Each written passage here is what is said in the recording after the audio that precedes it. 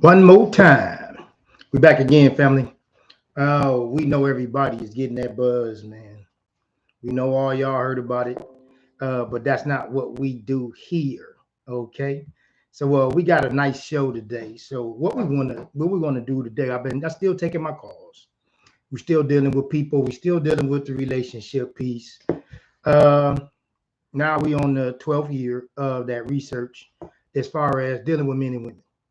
And tonight's show, we want to talk about the independent communal effect.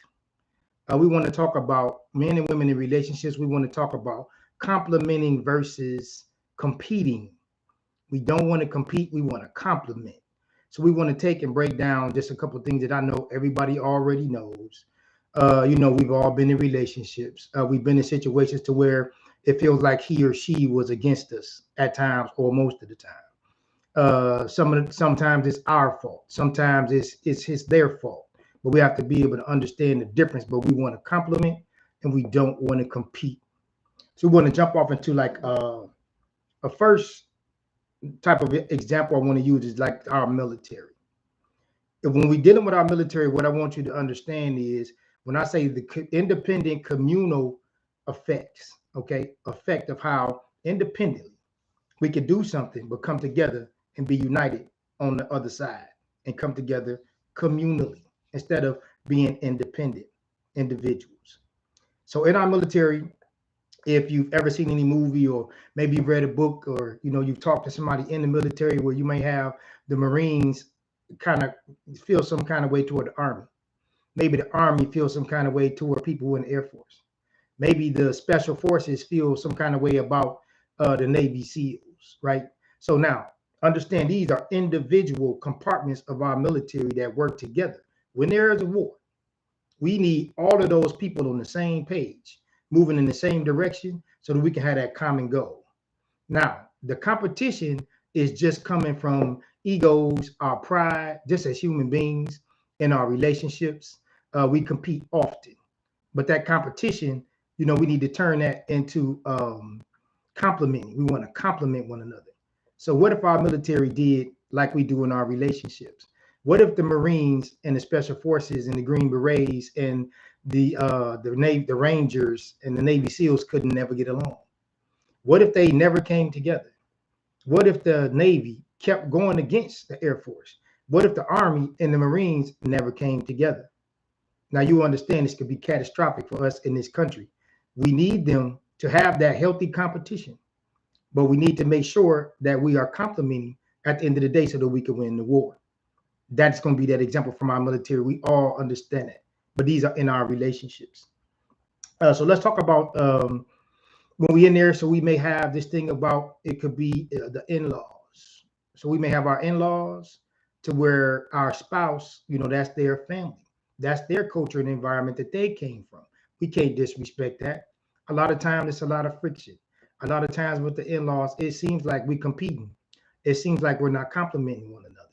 But this, we have to take this, be individuals. We need to be independent. We need to be ourselves, but understand that collectively at the end of the day, we need to come together so we can complement. We need a communal effort. We all need to have the same common goal. And there's nothing wrong with healthy competition, but we got to be careful that we don't cross that line and turn that competition into destruction where it could destroy our families. So we use that analogy like when we were fighting a war. And we're talking about complementing versus competing.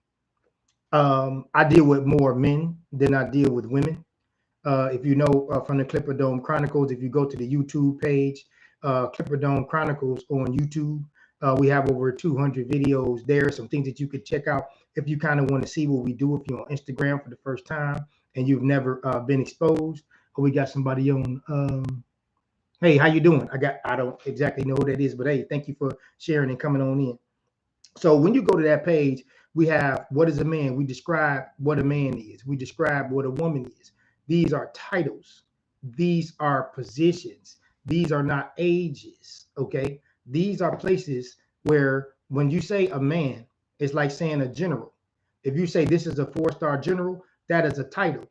He has a certain expectation that he or she is supposed to perform in duties and tasks in that position using that title.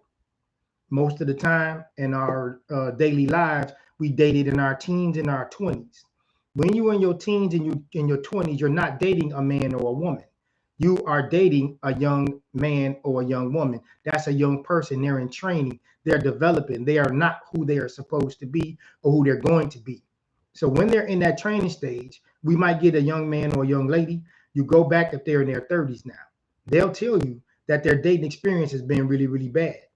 The problem with that is they're judging it from a training situation. They were in training, and the person that they were talking to was in training. That's going to definitely set up a situation where they're going to compete and not compliment.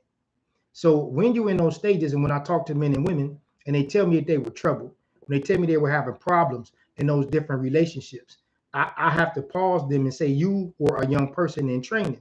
So I can't let you put all of that weight on the individual that's going to be in their 30s and 40s when you start dating. So when you move into your 40s, talking to people in their 40s who have yet still to put that mental work in, that spiritual work in, that physical work in, you could be detrimental to your situation. Women, you know that men are visual.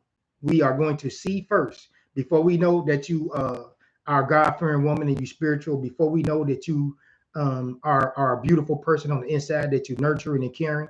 We don't know that until we visually like what we see. Fellas, same difference. We know she's going to need provisions and protection. Her safety is connected to your provisions and your protection.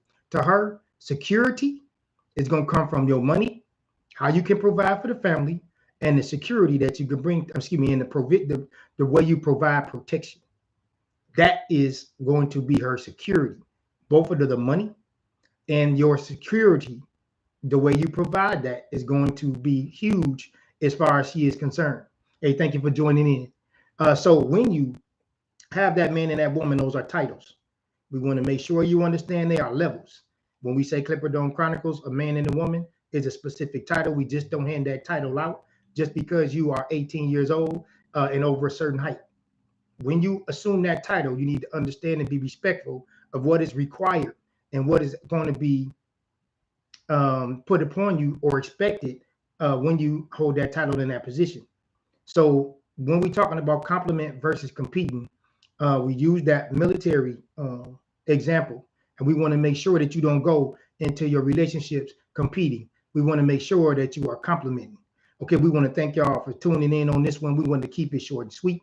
We're gonna come back and we'll do another piece next week. So every Monday and Tuesday, y'all can catch me and Iman or myself on the YouTube Clipper Dome Chronicles channel. Okay, we want y'all to take this. We want you to test this. We want you to try this. Take it to the barbershop or take it to the hair salon. Take it to the job or take it to the church. Remember, you don't have to like it, believe it, or understand it. Sometimes you just have to respect it. This is the Clipper Dome Chronicles. Thank you.